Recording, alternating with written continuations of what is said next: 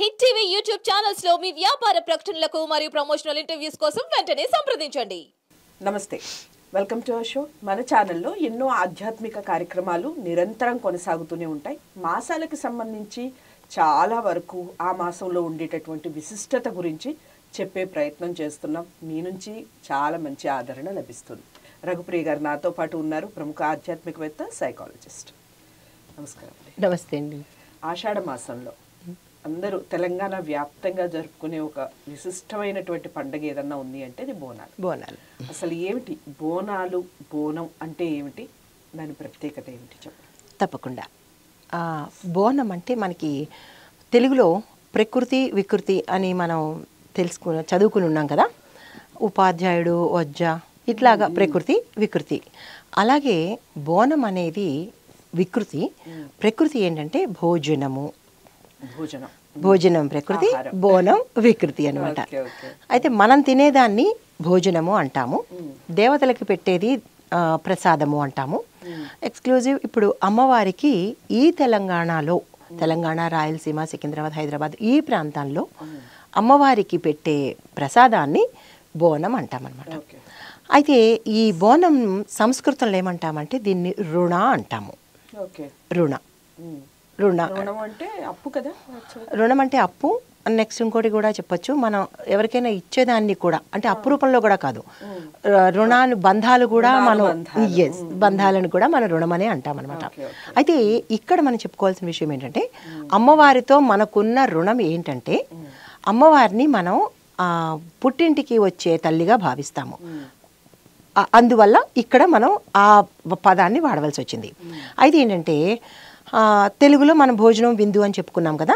అయితే ఇది ఎందుకు చేయాలి, ఎలా చేస్తారు, ఇది తెలంగాణ ప్రాంతంలో, ఎక్స్క్లూజివ్ తెలంగాణ ప్రాంతంలో ఆషాఢ మాసంలో, అంటే ఆషాఢము ఇంగ్లీష్ నెలల ప్రకారం చెప్పుకోవాల్సి వస్తే కనుక జూలై, ఆగస్టు ఈ మధ్యలో వచ్చే ఆషాఢ మాసంలో, జూన్ ఎండింగ్, మిడ్, ఒక్కొక్కసారి జూన్ ఎండింగ్, జూలై, ఆగస్టు ఈ మధ్యలో వచ్చేది. అంటే ఇటు ఒక వారము, ఇటు పూర్తి 2 వారాలు, అటు ఒక వారం కింద, అంటే మొత్తం 4 కింద లెక్క వేసుకుని ఈ మాసంలో వచ్చేది, ఆషాఢ మాసంలో వచ్చే ఈ పండుగని మనం బోనాల పండుగ చేసుకుంటాము. అయితే దీనికి వెనకాల ఆంతర్యం ఏంటంటే అమ్మవారు పుట్టింటికి వస్తుంది ఈ మాసంలో అని. అమ్మవారిని వచ్చినప్పుడు, ఇప్పుడు మన ఇంటికి ఆడపిల్ల వచ్చినప్పుడు మనం స్పెషల్గా విందు చేస్తాం కదా. సో అలాగేం చేస్తారంటే ఊరి ప్రజలందరూ, ఆడవాళ్ళు నగలు పెట్టుకొని, పట్టు చీరలు కట్టుకొని అమ్మవారి కోసం ప్రసాదాన్ని కుండలో కానీ, లేదా ఇత్తడి పాత్రలో కానీ, లేదా రాగి పాత్రలో కానీ పాలతో, బియ్యంతో ఒక ప్రసాదంగా వండుతారు, ఒక నైవేద్యం వండుతారనమాట. ఆ కుండని ఏం చేస్తారంటే పసుపు కుంకుమతో, కడి అంటే మనం ముగ్గు, తెల్లని ముగ్గుతో అలంకరించి, మామిడి తోరణాలు దానికి అంతటికి చుట్టి ఆ ప్రసాదాన్ని ఊరేగించుకుంటూ అమ్మవారి గుడికి తీసుకువెళ్తారనమాట. అయితే ఈ ఊరేగింపులో మనకి ఇంకొకటి కూడా ఏంటంటే డప్పుగాళ్ళు, ఆటగాళ్ళు, అంటే మనం ఏదో సరదాని మనం ఎలా ఎక్స్ప్రెస్ చేస్తాము, మన ఇంటికి అమ్మాయి వస్తుంది అంటే అందరం ఒక పండగ వాతావరణాన్ని పెట్టుకుంటాం కదా. సో అలాగే ఇక్కడ కూడా అమ్మవారికి ఒక పండగ వాతావరణాన్ని కల్పించుకుంటాం అనమాట.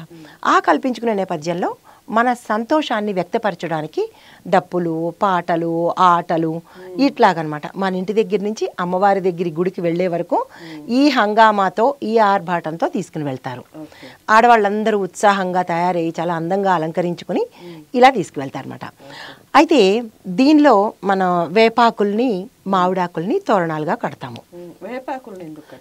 వేపాకుల్ని ఎందుకు కడతాము అంటే మనకి ఇప్పుడు ఏ మాసం స్టార్ట్ అయింది, వానాకాలము.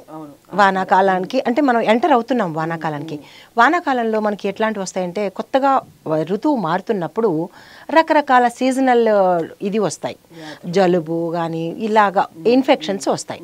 ఆ ఇన్ఫెక్షన్స్ పోగొట్టడం కోసం అని చెప్పి మనం వేపాకుని వాడతాము. అదొకటి. నెక్స్ట్ ఆధ్యాత్మిక పరంగా ఏంటంటే అమ్మవారికి వేపాకు అంటే ప్రతిది ఇష్టము, చాలా ప్రీతి అనమాట.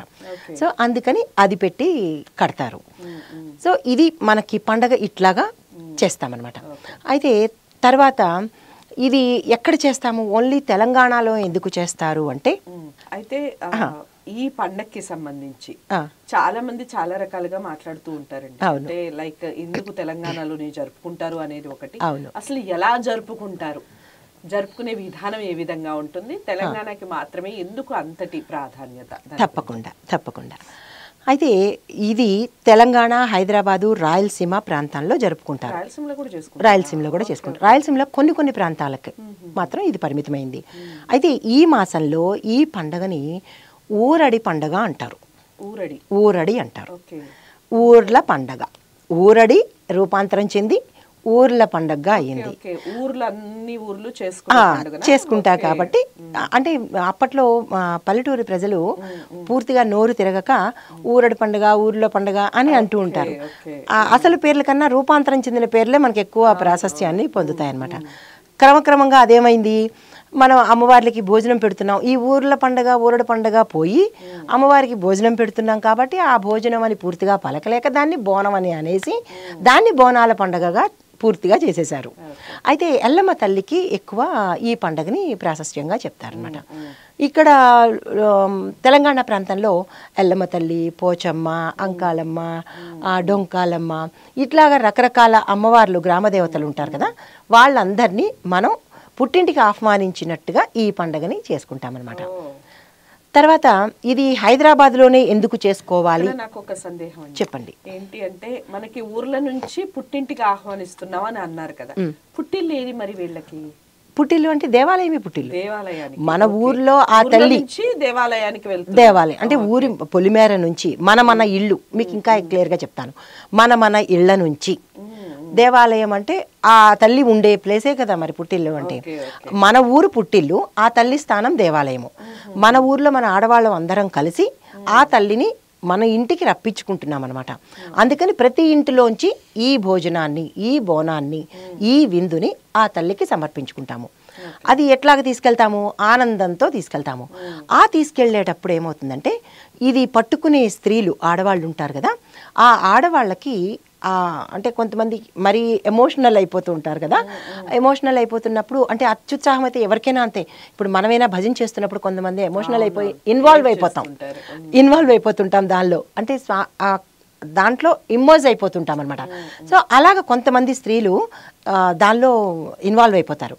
ఆ ఇన్వాల్వ్ అయిపోయినప్పుడు వీళ్ళకి తెలుస్తుంది అనమాట, అంటే ఆ తల్లి వచ్చింది అన్నట్టుగా భావించి ఎక్కడైతే అంటే ఆ బోనాలు మోసేటప్పుడు ఎక్కడి నుంచి ఆ తల్లి వచ్చిందో మళ్ళా గుడి వరకు ఏం చేస్తారంటే ఈ ఆడవాళ్ళు పసుపు నీళ్లు ఆ తల్లి ఎవరికైతే ఆ పొనకం వచ్చిందో ఆ తల్లి పాదాల మీద పోసుకుంటూ గుడి దాకా తీసుకెళ్తారు అనమాట.